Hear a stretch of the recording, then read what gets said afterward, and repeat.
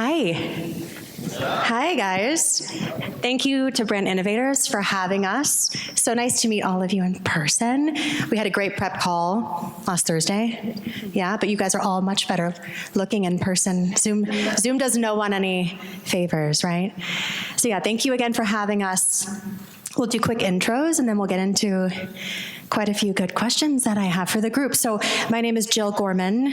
I'm with Samsung North America. I oversee their consumer experience group, and so any digital touch point that a consumer has with our brand is a result of the awesome teams that I lead. And so I'll pass it to Katie. Thanks, Jill. Hi, I'm Katie Carlson. I head up partner success for Fluent. Prior to Fluent, I spent many years running the retail media program at Overstock.com, and super excited to be up here today. Thanks. Hello, everyone. I am Lauren Chesley. I'm with SiriusXM Media. So we help all of our advertising partners, particularly for me, retailers, find their brand voice. So literally the audio storytelling in our streaming platforms, podcasting, and in satellite radio. So happy to be here with this distinguished crew. Great. I'm Etzioni, CEO and co-founder of Clinch. We are a SaaS platform for omnichannel advertising. Basically connecting the creative and media together, helping brands to be able to personalize and communicate with consumers and prospects across all the different channels, and then generate a ton of data to help them build better audiences, buy the media better, and perfect the creative. Awesome. Thank you, guys. This topic is around personalization, right? I think all of us have a uniquely different perspective and even definition. What is personalization, right? How has it evolved? What does the current state look like? And what does the consumer require from all of us in terms of a personalized experience? So I just want to start kind of foundationally speaking. How do you define personalization, Katie? And what does success look like for you? Perfect. So at Fluent, we help brands kind of enhance their post-purchase moment. And we do that by serving up contextually relevant recommendations and offers to the customer in real time in that moment. And so for us, when we think about personalization, for that to work really well, because, historically non-endemic, can be scary for retailers, but if done right, with,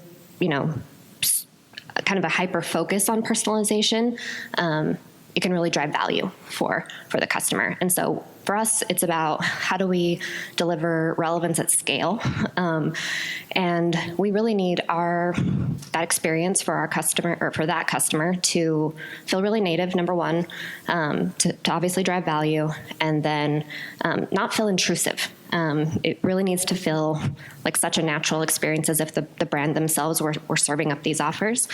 And so when you think about success, if we have kind of kept those three things in mind, I think it translates to more revenue for our partners, and then we're also able to keep their customer retention and the LTV metrics healthy. Yeah, I love that. For me, I think about personalization, and it's anything one-to-one where it feels like you're being spoken to directly, engaged with directly. So when it comes to audio, what I think about personalization is you think about what you see, but you feel what you hear. And so that component part of, if we were to all close our eyes and imagine the sound of water, right, hitting a shoreline, that's going to be a personalized experience for anybody that hears that. Somebody might see the beach of LA, I live on the Hudson River in New York, so I might envision, my walks in the morning, hearing the lapping water hitting the Hudson River. That's a personalized experience. And so when you hear things and you layer that into a retail context, I think about, shampoo. If I hear an ad about shampoo, I'm going to personalize that for my locks and for my style. Whereas if I see a model who looks as beautiful as Katie advertising a said shampoo, I'm going to say that's not for my hair type, texture, or for me overarchingly. But if I hear an ad, that's going to personalize to my context. So I might hear that it's paraben-free, it's not made with chemicals, it's not tested on animals, it smells good, it's going to make my hair shine. Those are all things that are relevant to me, and I can feel myself in that ad. So Harvey Ma, if any of you were on his panel here for his panel this morning, he talked about retail theater. And we, in the audio environment, call it theater of the mind.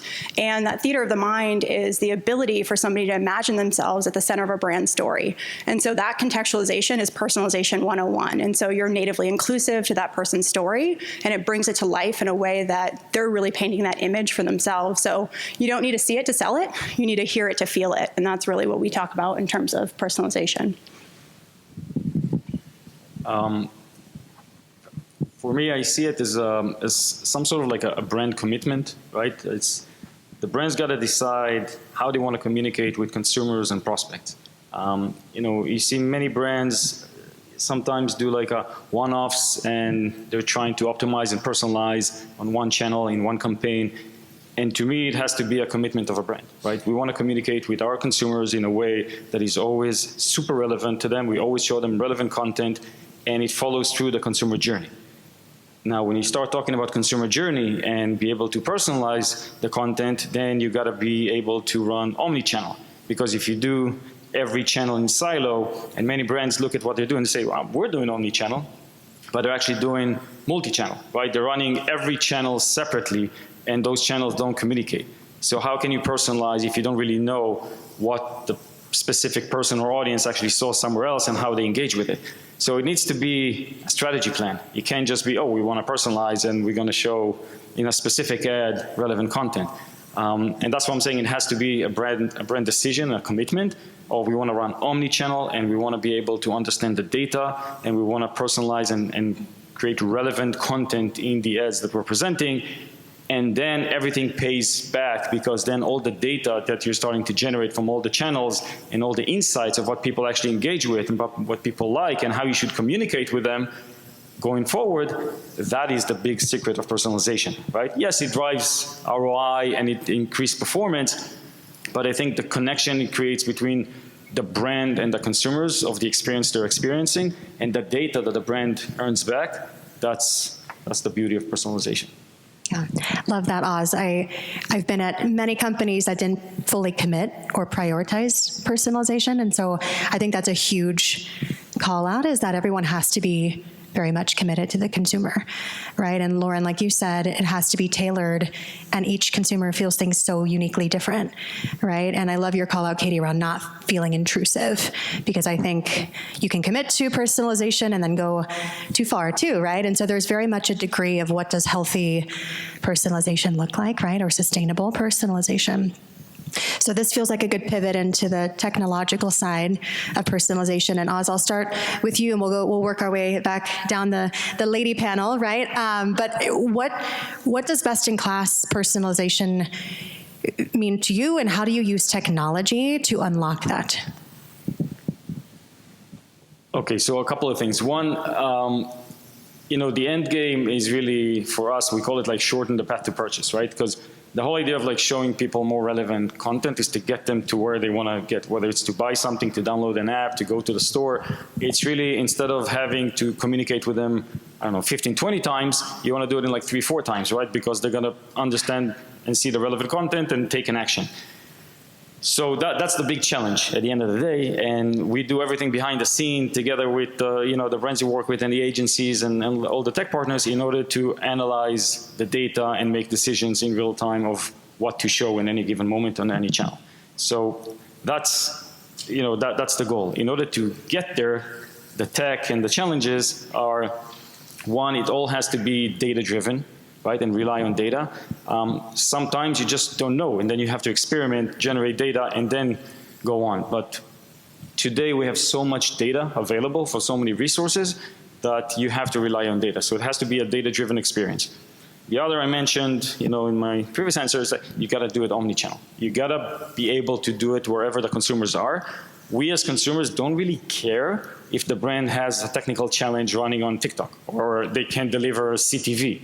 We don't care. But if we see a bad ad experience from them, that's a stain, right? But if they're consistent with relevancy and, and high quality ads, that's a plus to the brand. So, that's the second thing. And I would say the third is really the more scale, the more data, the more devices, it's more work, it's more scale. So how do you make sure that you can actually handle the scale? That's through automation and AI and a lot of Gen AI recently, right? That you can actually do more and more and more with either the same team that you have, sometimes with less people, right? Depends on what your objectives are, but you can really scale fast with what you already have using automation and AI. Yeah, +1. No, I think all of those points are really, really valid. And I kind of think about it in terms of your data is only as good as the application of that data, right? And so the technology and then the creative storytelling around that is going to be the application of said data. And so I think about that in our audio space. A lot of times people don't think about how customized you can get and personalized you can get within audio specifically. And I think, it's interesting to think about day of the week, time of the day, whether it's raining, whether you're a certain proximity from a location that's going to prompt somebody to shop, whether you want them to shop online. So there's all these different data trigger points that you can understand how to leverage to make that story and that personalization that much more relevant. And so deploying the data and then understanding what creative levers you'll take and dynamically inserting that creative is really important. And so that application of, hey, it's raining outside, before you go out, make sure you're getting X, Y, and Z, or hey, do you want your DoorDash delivered because it's raining outside? So using those types of things and understanding the behavior of somebody, on a weekend versus a weekday, et cetera, but making sure, to your point with AI, you oftentimes have the ability to make more customizations. And so you might start off with like the base of a story you want to tell, but these levers can be changed and deployed differently to be able to make it more relevant in the moment. And the closer you can get to that real-time application, regardless of where you are in I know we're going to maybe touch on the funnel, which is totally 101 or 2 years old at this point, but people are coming in and out of their experience with the brand more readily, and you want to make sure you hit them at the right moment with that right story. And that's kind of the interlaying of data and personalization and the technology on top of it. I'll just piggyback right off of that. Yeah, data is huge, I think, when we just think about tech and what powers it. For us, something that differentiates us is we've really invested in a proprietary identity graph that we've built, where we're essentially stitching together 3 different layers of data. We start with our own, we layer on our partners' data, and then we layer on Experian data. And this is what really helps us to personalize and customize those offers in real time. Something else, I guess, is kind of a second layer or piece to that is we're also really scientific and thoughtful about the order in which we serve the offers. So it's, our ML taking into account our click model and our ranking system to determine, okay, here's the offers, but in what order should we also serve them that is most relevant and will be engaged with most. Very cool. It sounds like you all are being hugely strategic going into this year, right? As to what are you prioritizing and how does data influence and create an ongoing connectivity for the consumer thinking longer term? With that, what are the challenges that you currently face, right? We're all, I think, gearing up for a pretty unprecedented year ahead, right? There's a lot of instability, unknown, nationally speaking. And so how does that contribute to your business, right? And how you're thinking about overcoming those challenges into this year so that you're prioritizing, as Oz said, personalization for your consumers. Katie, we'll start with you. Yeah. I think we can't really rest on our laurels when it comes to like our machine learning. So I think that in itself is a challenge, and personalization can't just be predictive. It needs to be reactive. Another challenge that for us, and it's one we don't shy away from, but it's kind of unique in that we want to be good partners, to the brands that we work with and help them figure out how to make our technology work for them in other aspects of their business. And so Barnes & Noble College is one of our partners, and students can purchase textbooks from their website, but they also have a user flow for students that return books and make exchanges. And, it was really fun, but also challenging to figure out how do we kind of monetize that user flow for them as well. So I think it's figuring out how we can partner on a deeper level and kind of expand across other pieces of their businesses. It's a really hard time for marketers to know what to say and what to do right now. And so I think challenge in the landscape is that's getting more complex, and people are also paring back some of the data that they want to share with brands, right? And when we talk about personalization, it's only as good as the data. And so as people are kind of pulling back what they're actually willing to share, I think the opportunity for brands is, one, to figure out how you can still capture that, but capture it in a way that's helpful and not creepy. So we talk about kind of, is it customization, personalization that's helpful, or is it kind of a little too much? And so finding that delicate dance of how do you still make sure you're getting informative data and you're able to use that in a way that's meaningful to the consumer that you're trying to talk to is huge. I love that we are logged in, leaned in listeners, at least on our platforms. And so people are opting in to the storytelling that our brands are doing on our platform. And I think that that's a really good way to circumvent that challenge. And then because the dynamic nature of the world we're living in right now, there's something new every moment of the day that can create dis-ease in our consumers' experience, daily life, anxiety and stuff. Finding places and spaces too to bring respite and joy and the right messaging, because relevancy is changing every single moment. And so the message that you created a week ago might not have the same meaning as today if you're trying to deploy it. So that kind of goes to the dynamic nature of creative. You want to close the gap between what are you creating and what are you saying. And so making sure that when it's actually deployed in the marketplace, it's relevant in that moment. And so using our technology stack, using the way in which audio can be really nimble, you can change a message in the moment. You don't need to recast it. You don't need to reshoot the lighting or anything like that. It's very nimble. And so I think really staying agile in this environment when coming to like what you're saying and how you're saying it is hugely important for making it personalized, but making it meaningful. Yeah, I think this point was inevitable. I mean, we got here because if you look at the last 5 to 7 years, the scale went up exponentially. New platforms, new channels, new ways of buying media, audiences, CDPs, et cetera, but the ways that we operate and the technology that we're using is basically the same. It's mostly legacy stuff, and we're trying to apply what we did 7 years ago into the new reality and make it work. And obviously at one point it's going to explode, right? So I think I see this point as like an opportunity because we have the privilege of working with someone like an Albertson, a Kroger, like Hyundai, JP Morgan, right? We see how they're thinking going forward. It's all about consolidation, and you start to see it also with like a lot of merger and acquisition here in the market. Like people are looking to consolidate and work with as little partners as possible, but have everybody connected, right? So everything's seamless, and people like to say, I want the whole process to be frictionless, right? We don't want to deal with friction anymore. So I see this as an opportunity to actually take it to the next step and say, okay, these are my partners. They can do what I need them to do. I need them to talk to each other, but I want to do everything through those. This is my ecosystem. Instead of working with 25 different partners that they don't communicate with each other, and then everything is on you to take the data and understand what to do, and you figure it out after 4 months, and it's already irrelevant. So I think brands are starting to face reality and understand that in order to move forward and be market leaders, they have to consolidate and they have to choose the right partners and connect all of them together, or else they're just gonna stay behind. Thank you. At Samsung, we think about loyalty, right, as very much a key component to the future of personalization, the future of personalized experiences in an omni-channel setting. I'd love to hear each of you talk about, if you could hone in on an example, right, or a learning that you've had.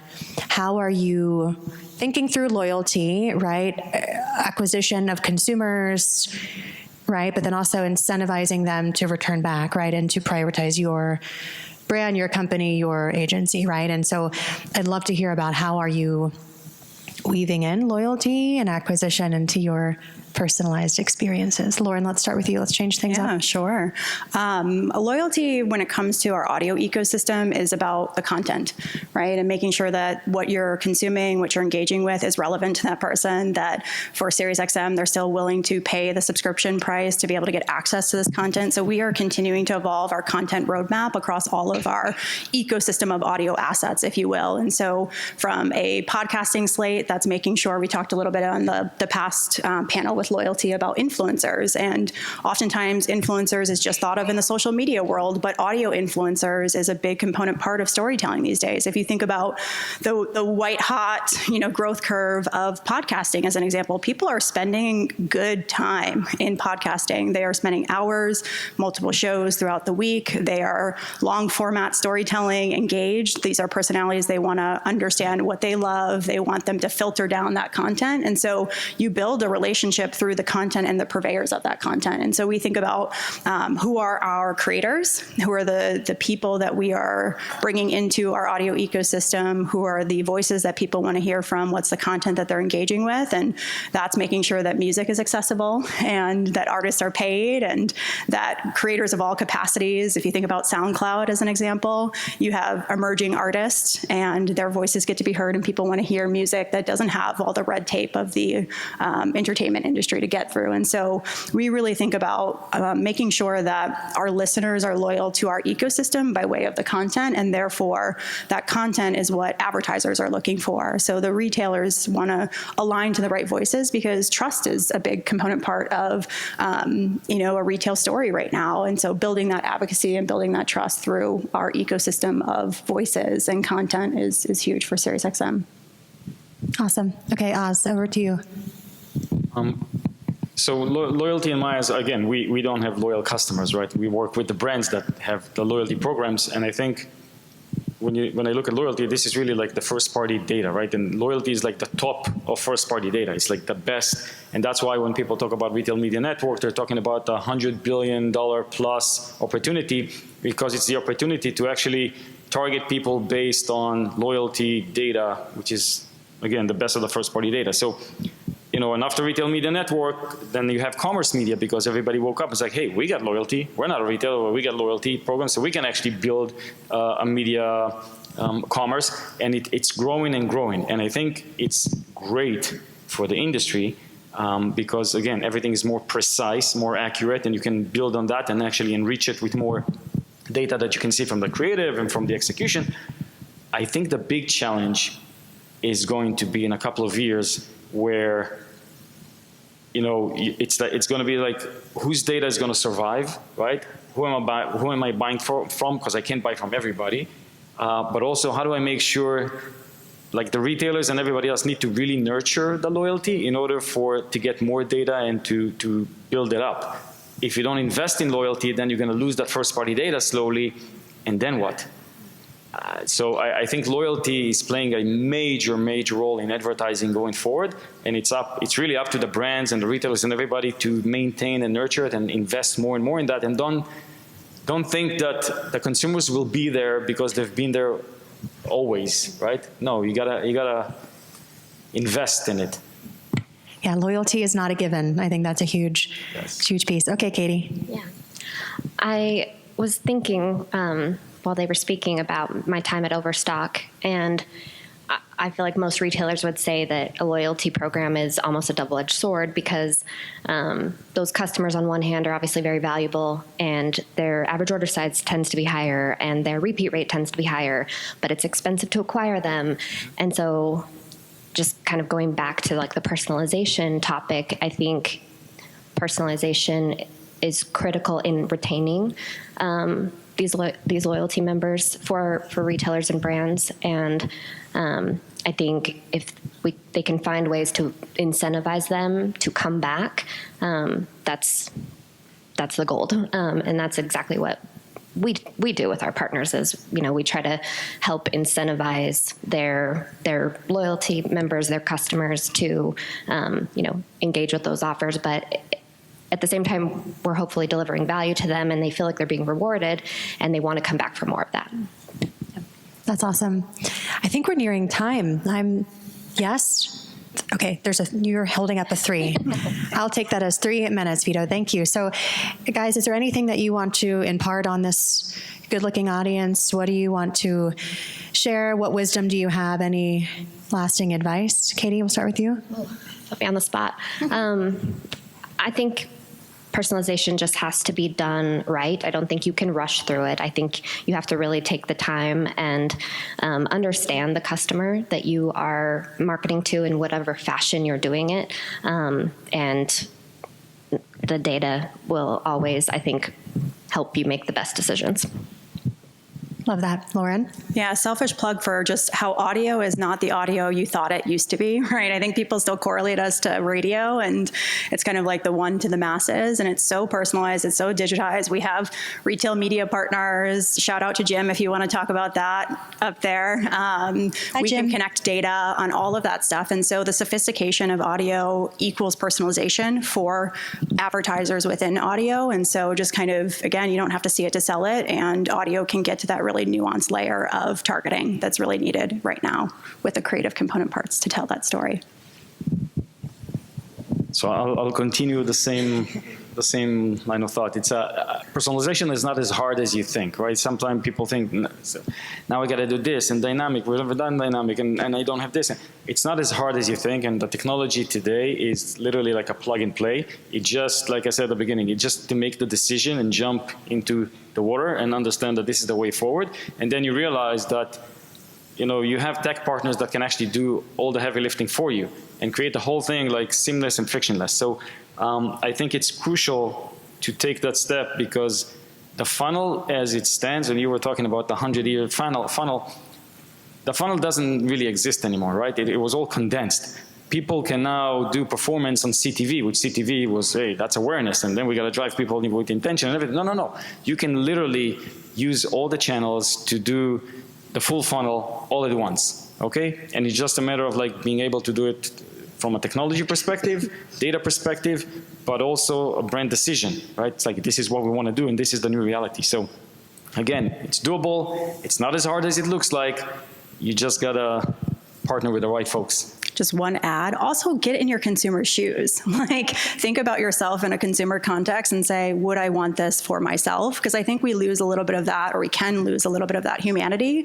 And I think when we put our human lens and our human context on things, obviously with data and information for your particular nuanced group, but really like leaning into is this helpful, or is this just kind of selfish when it comes to personalization? So I think there's a component part of just kind of that checks and balances as you're having these strategic conversations too.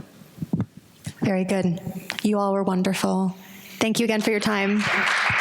And thanks to the audience. Yeah.